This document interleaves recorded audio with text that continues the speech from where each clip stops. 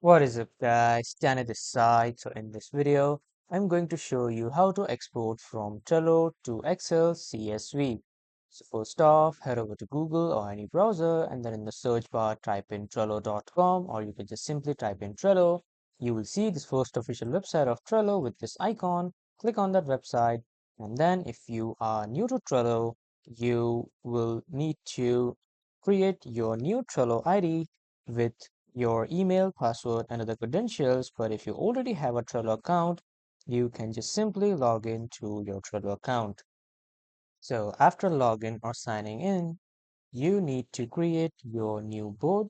So after creating a new board, just enter the board and after coming into the board on the right side, click on these three dots and then you can see the option of print, export and share. Click on this option and then you will see upgrade to export as CSV. You can just download it or you can start a free trial.